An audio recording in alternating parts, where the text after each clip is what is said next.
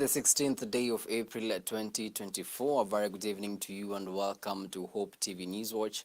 My name is Kimani and my co-presenter on the sign language interpretation tonight is Boniface Murithi. Deputy President Rigathi Gachagua has emphasized the Kenya Kwanza government's commitment to ensuring the success of the affordable housing program in the country. Speaking while visiting the Majimbo Affordable Housing Program in Embu, where he inspected the progress, DP Gachagua highlighted the gains registered in the affordable housing program, with thousands of families obtaining their livelihoods from the project. Gloria Musimbi begins our bulletin with the following story.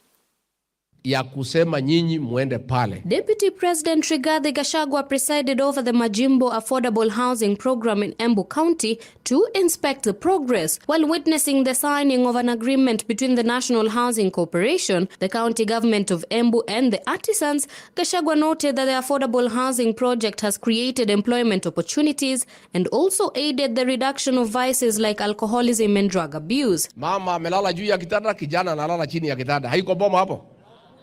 Sasa mambo nakuwa mzuri, si ndio? Na sasa ukiona hapa hii watu yote ni sober, si ndio? We want a sober nation. Kwa sababu hii kazi haiwezi fanywa na watu ambaye wamekunywa pombe baya na wametumia madawa. Na this program of affordable housing itatusaidia sana kwa mambo ya drug and substance abuse, so that our young people are busy and they have gainful employment.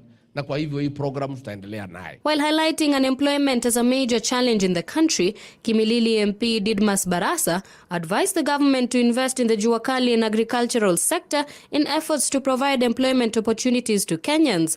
Any government that doesn't invest in those two sectors, in agriculture and the Juakali sector, that government will not pass the test of time. The government of William Ruto and yourself, the Deputy President, because you are investing heavily in the Juakali sector and in affordable housing, where millions of jobs are created, I can assure you that the government of Kenya Kwanza will rule this country for the next 50 years, because you are investing in the right sector that will take this country forward. On his part, Deputy President Gachagua highlighted the gains registered by the affordable housing program, with thousands of families obtaining their livelihoods from the project. Ile ripoti imesomwa hapa na governor, ya wale wa mama, ya wale vijana wamepata nafasi hapa ya kujitafutia ili waweze kusomesha watoto wao, waweze kulea watoto wao. Tumeshukuru sana, and that is why this program is very important for this country. On top of providing shelter, decent shelter for our people in accordance with the Constitution, it is creating employment for our young people. Na kwa hivyo ndio sisi tuko hapo tumekwama kwa hii program. Nataka niambie hao wajumbe asanti kwa ile mlitupitisha pale bunge. Sisi sasa yetu ni kuendelea kujenga. Na vile governor amesema tutaendelea kujenga manyumba hapa Embu. Reporting for Hope TV Newswatch, I'm Gloria Musimbi. So much, Gloria, for that report. Former Director General of the National Museums of Kenya, Mzalendo Kibunja, and 4 others have denied charges of mismanaging 441 million shillings of public funds. According to the prosecution, the money was public funds fraudulently paid as salaries and gratuities to persons purportedly employed by the National Museums of Kenya. They have all been released on a cash bail of 5 million shillings each, or a bond of 10 million shillings and a surety of a similar amount. They are to deposit travel documents with the court and refrain from attempting to contact witnesses lined up by the state. Also charged are companies associated with the accused persons.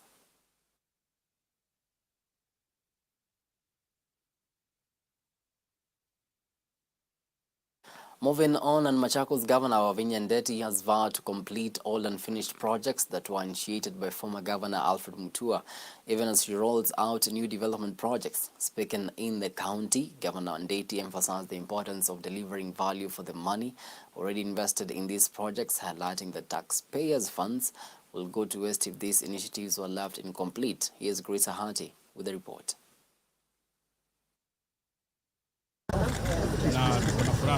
In a bid to ensure efficient use of resources allocated to projects in Machakos County, Governor Wavinya Ndeti has made a firm commitment to ensuring the completion of all unfinished projects that were initiated by her predecessor, former Governor Alfred Mutua. The county boss was speaking at a church in the area where she expressed concerns that taxpayers' funds will go to waste if the projects initiated by her predecessor remained unfinished. Governor Ndeti faulted those who had politicized a recent Auditor General's report on a 12-story building near the People's Park, clarifying that the audit query on the said building was on lack of completion and not alleged misuse of funds. According to her, the construction of the building initiated by her predecessor had stalled after being allocated 390 million shillings, and it was her duty to ensure it was completed. Kuna miradi gavana aliyokuwa aliwacha,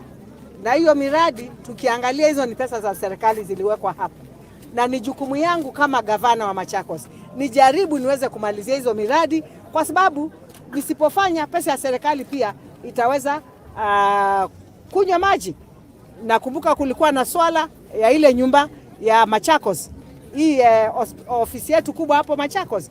Hiyo contract ilipatiana 2017. Governor Ndeti also called on residents to take advantage of the ongoing rains to engage in farming and plant trees in order to combat climate change and restore the environment. This comes even as the impact of the heavy rains continues to be felt in various areas in the country. Kila ningewaomba Wakenya wote na hata sehemu hii ya Machakos na kila mahali watu wapande miti. Tumesema ni jukumu ya kila mtu sasa kupanda miti ndio tuweze at least tuweze kuprotect environment yetu. Nimewaambia hapa kila mji ukipanda miti tunaweza kuwa na man-made forest, and we have countries that have done that. So mimi nawahimiza tafadhali wakati wa mvua tupande miti, kwa sababu miti itakuwa maji ni mengi. On the increased cases of road accidents in the country, Governor Ndeti cautioned motorists to be careful on the road in order to stem road carnage, which was on the rise during this rainy season. Kwa mabarabara hizi accidents zimekuwa mingi na wengi wanakimbia, kuna mvua kuna nini, kila mtu aendeshe gari kwa utaratibu na tujichunge. You know, you have to police yourself also being on the road. Kwa hivyo tafadhali tuangalie maneno ya hii road carnage na tujaribu kukua also disciplined kwa mabarabara. You know, tunawaambia watu wetu hakuna haja ya kujaribu mto. Unaona maji yanapita na wewe unajaribu kucross the river. Sio vizuri. Reporting for Hope TV Newswatch, I'm Grace Ahati. Thank you, Grace, for that report. A Kenyan woman who is stuck in Saudi Arabia is appealing for help to return home. 27-year-old Emily Cherob Kaptuai, who hails from Murkwijit village in West Pokot County, traveled to work in Saudi Arabia, where she got a job as a domestic worker. The mother of three, who is sick and now stuck in Saudi Arabia, and her family is appealing to the government of Kenya to intervene by helping them to bring their daughter back home. When Emily Cherob packed her bags in December 2021 in pursuit of a better life in Saudi Arabia, she had no idea of what was waiting her ahead. Cherob, who hails from Murkwijit village in West Pokot County, traveled for work in Saudi Arabia when she got a job as a domestic worker. However, her dreams are now dimmed and she's now devastated. The mother of three is sick and stuck in the Gulf. Emily is currently bedridden after she left her employer's house due to her illness in unclear circumstances. All my documents expired, my passport expired, my identity card expired. I don't have any means to come back home. All my bags were taken, all my money were taken. I don't have any means to come back home. I'm in Saudi Arabia, in King Salman Hospital. And Samaria Mwema ndiye alinichukua. Narrating a bitter ordeal without mentioning exactly what transpired and by whom, Emily says that all her bags, money and everything were taken. Back home, her family is distressed that their daughter may die in Saudi Arabia. The family is appealing to the government to intervene by helping them to bring their daughter back to the country. Emily's husband, John Wekesa Wamukota, who stays with the 3 children in downtown Egikoro village, Senior Ward in Trans Nzoia County, says that they were in constant communication until recently when it stopped. Msichana kutoka huko aliniambia kwamba yeye pia ako huko. Alinitumia picha ya Emily akiwa kwa kitanda amelazwa. Nikaambia msichana, ndio kweli umenitumia picha, lakini sasa inamaanisha hii picha mwenye alipiga ako karibu sana na yeye. So nisaidie namba yake ili pia mimi niweze kujua anaendelea aje. So nikakuwa na wasiwasi sana. According to Wekesa, Emily, who has been stranded in the Gulf country since late last year, stays with the children of a boss after passing on few years ago. Naomba serikali iweze kuingilia kati ili iweze kusaidia Emily arudi nyumbani, kwa sababu mimi mwenyewe sina pesa, sina pesa ya kuweza kusaidia yeye arudi nyumbani, na najua hata yeye ana pesa kwa sababu ni mgonjwa kwa sasa, ako hospitali. So naomba serikali iweze kuingilia kati isaidie ili Emily aweze kurudi nyumbani. So please, naomba Emily aweze kurudi. Tafadhali tunaomba tu hiyo, hatuna uwezo. Ni hayo tu. Wasiwasi. Emily tuliposikia hatujiwezi. Hakuna venye tutafanya. So tungependa serikali iweze kurudia. Familia ni ya chini. Haijiwezi kabisa. So sijui serikali iweze kutusaidia tu, hiyo ndo tungeomba. Dolly Murigimbovi for Hope TV. Thank you so much, Dolly, for highlighting that story. Crossing borders now, and former U.S. President Donald Trump has lamented not being able to campaign as his long-awaited hush money trial began in New York today. It marks the first time ever that a U.S. president, former or current, has faced a criminal trial. The trial is expected to last at least 6 weeks, with the first 1 or 2 dedicated to the complicated task of selecting a jury. Trump is accused of trying to cover up a $130,000 hush money payment to an adult film actress, Stormy Daniels, ahead of the 2016 election, which he won. Daniel claims he had an affair with Trump and was then paid by the then Trump's lawyer, Michael Cohen, to stay quiet about it. Trump is accused of falsifying his business records by saying the reimbursement money he gave Cohen was for legal fees. He faces 34 counts of fraud but denies any legal wrongdoing and also denies having an affair with Daniels. I should be right now in Pennsylvania, in Florida, in many other states, North Carolina, Georgia, campaigning. This is all coming from the Biden White House because the guy can't put 2 sentences together. He can't campaign. They're using this in order to try and win an election, and it's not working that way. It's working the opposite way. Rains and high winds lashed parts of the Gulf on Tuesday as the death toll from storms in Oman rose to 18, many of them children. Flights were cancelled in Dubai, the region's financial hub, while schools were shut in the United Arab Emirates and Bahrain. Flooding hit many areas of Dubai and Abu Dhabi, the UAE capital, and cut off major roads, snarling traffic and leaving cars stranded. Dubai's skies, which are usually electric blue and cloudless, darkened to night-like conditions in mid-afternoon as the second storm front blew in.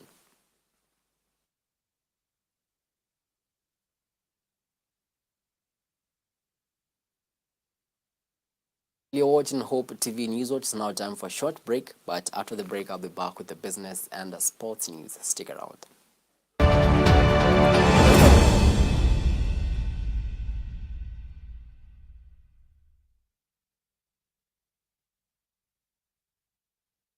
Panda tukupandishe on your entertainment this new year on GoTV bila kulipia extra. Kama uko on GoTV Lite, lipia GoTV Value. Utapata kufurahia GoTV Plus. Tayari on GoTV Value, then lipia GoTV Plus uenjoy GoTV Max. Kama wewe ni wa GoTV Plus, lipia GoTV Max ujinice na shows noma kabisa on GoTV Super. Furahia the best sports, international shows na local shows una like free. Download GoTV Stream. GoTV. Love it. I've actually been trying to find a balance. It's been really tough and hectic, but everyone says once you get a hang of it, it becomes better, and I don't know, but I'm hoping to find a balance soon because it's really been hectic. But you've been in the job industry for a long time, so I think you would know better, Cindy. Huh? What time is it? I need to catch up on Leadership Forum. Do they have a radio here? Never mind. I brought my own. No way. You can't be serious. Wait, why do you have a radio and you can just catch up with the shows on Hope FM podcasts? Really? Even Meet of the One? Yeah. I mean, you can find them on whatever platform, name it. AfriPods, Google Podcasts, Apple Podcasts, Spotify, you name it. But I'm not subscribed on any of them. So no worries. You can just check out their latest episodes on hopemediakenya.org. You can now listen to select Hope FM programs on your favorite podcast streaming platform or directly on our website, www.hopemediakenya.org. Listen and live. In order to keep hope alive in the airwaves, Hope Media has a couple of initiatives. Friends of Hope. Friends of Hope is you and I forming a team of well-wishers and volunteers who give in cash and kind to support in spreading the gospel at Hope Media. Currently, Hope Media is running a campaign under Friends of Hope dubbed 100 for 1. Through the campaign, Hope Media is asking Hope FM and Hope TV listeners and viewers to give just 100 shillings in order to reach one more soul with the message of hope and the gospel. Engage with us on our social media platforms at Hope FM Live and at Hope TV Kenya. Kuwa rafiki mso leo.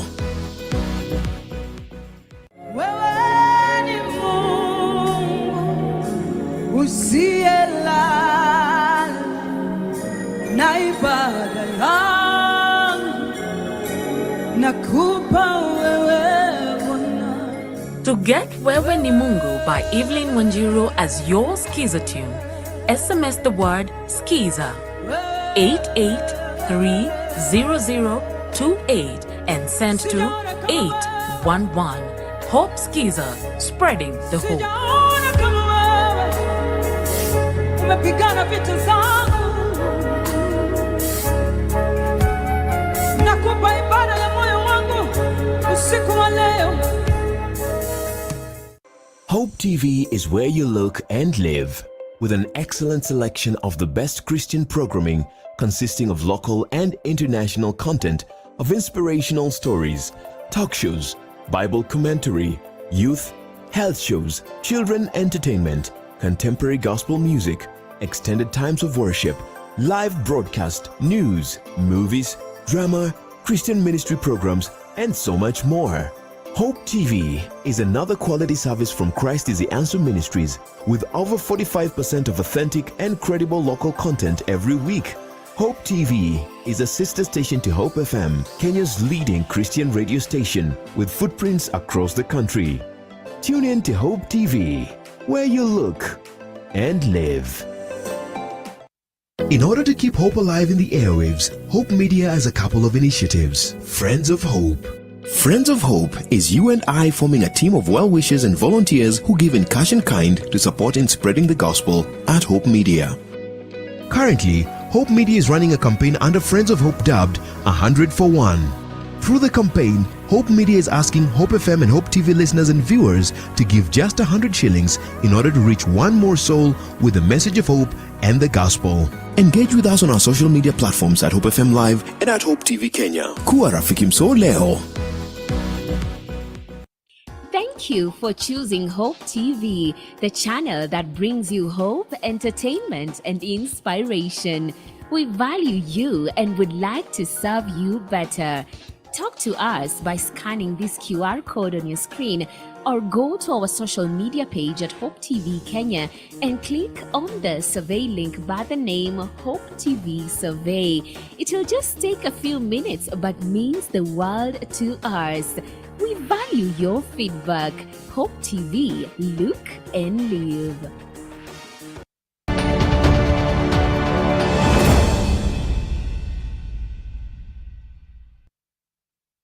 Welcome back. Now let's get down to business. Kenya risks missing its 2024 growth targets due to the gaps in the 4.1 trillion shillings budget for the next financial year, which begins in July. Now, this is according to a shadow budget report by the Institute of Public Finance, which has warned that the absence of allocation for pending bills, low development budget, mismatches, priorities, and overlaps in government functions could deny the economy the much-needed recovery push, with billions of shillings going into waste due to the leakages. IPF reckons that the national government should prioritize 4 key sectors, that is education, law, health, and agriculture, if it is to achieve its 5.5% economic growth target for the financial year 2024-2025. How we apply our resources indeed really matters. So your report, the shadow budget report, I like the fact that it takes an innovative approach by highlighting crucial questions regarding the budget efficiency and effectiveness that Parliament, civil society organizations, and advocates should ask when performing their oversight roles. And indeed, all oversight institutions, we need to ask these questions. The next thing is economic growth projections. In the projections for this year, we're talking about 5% growth. How realistic that in terms of fiscal consolidation times is not clear. And so, as we think about economic projection, it's very important that we consider fiscal consolidation not in the vulnerable sectors, so that we attain economic growth. And we are looking this with anticipation under the banner of the Institute of Public Finance to unveil the 4th edition of the annual shadow budget. This is a pivotal step for us in a journey towards fiscal responsibility, our principles of transparency, and visionary governance. This product is a process of unabated advocacy that IPF has previously conducted, and we thought perhaps it will be better for us to present more options and alternatives that the government can consider beyond just saying this is not right, the other one is wrong, this need to have happened. Now, in a bid to enhance proper and governance service delivery, the Institute of Service Certified Secretaries (ICS) has commenced the construction of a 7-story modern training conference and meeting facility. The project is designed to enhance the Institute's capabilities in promoting good governance and meeting the evolving needs of its members and the community. Here's Nelias Wanjiru with that report. The Institute of Certified Secretaries (ICS) seeks to put up a 7-story building that will host a range of services including training, meetings, library services, and the newly established Governance and Ethics Academy. Additionally, the construction of the modern training center in Nairobi Upper Hill is a strategic seek to leverage the Institute land for financial sustainability and expand its educational offerings. This occasion, organized by the Institute of Certified Secretaries, was a Thanksgiving ceremony. It is also an occasion to pray to God for divine help, even as the Institute engage on matters governance to see how we can support the society. This training facility that we are developing, as it has been mentioned, will be supporting training on and capacity building on governance matters. And we are looking to raise around 170 million to do a 7-story building. According to the Institute chairperson, Joshua Mbua, the project will be executed in stages, with the ground and the first floors expected to be completed by the end of 2024 at an estimated cost of 70 million Kenya shillings at the initial stage. We are seeking for fundraising because we are not funded by the government on the project. We call upon our members and the people who are in favor of good governance to come forward and give whatever they can, and I'm sure it's going to be a contribution towards our nation building. Following the increased cases of lack of integrity for leaders, especially top leadership, the facility, the management says, will change the narrative by offering the preferred courses to the leaders in government and other institutions for the next 5 years. The vision is to see a lot of governance discussions happening in this building, to see the discourse elevated to a level where people are able to come for training sessions. Our members are able to come and find a place where they can do some work some research, and we actually see that it will bring a tide and a wave of good governance across the various institutions that we interact with in the private sector and also in the public sector. The groundbreaking ceremony for the training facility happened on 24th of April 2023 by the PS National Treasury Dr. Chris Kiptoo, who presided over institution's milestone events. This year, EACC Chairperson Bishop David Oginde has officiated the construction milestone. We gathered here partly to raise money to ensure that this project is brought to completion, but also to just rally as many people as possible around the project. We know that this project is very, very critical. We are living in a nation and in a society where good governance is a dire necessity, whether it is in the private sector or in the government itself. We need good governance to be established in every institution. We have seen great institutions come down, even in the corporate sector, simply because there was not good governance. This is the foundation of the set-to-be 7-story building that will have a library, ICT hub, and even a restaurant. All this is to promote good governance in churches, families, and institutions in Kenya and even abroad. Reporting for Hope TV Newswatch, my name is Nelias Wanjir.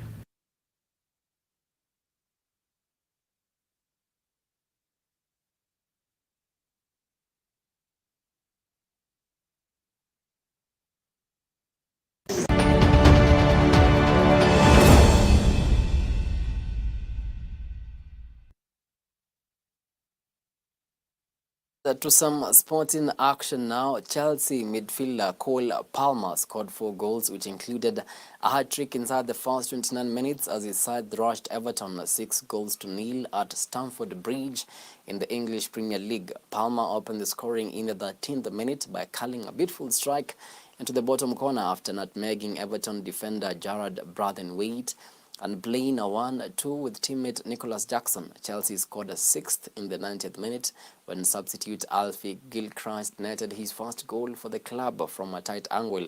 Chelsea stretched their Premier League unbeaten run to 8 matches and are 3 points off 7th placed Manchester United, who currently sit in the Premier League's last European spot, having played 1 game fewer.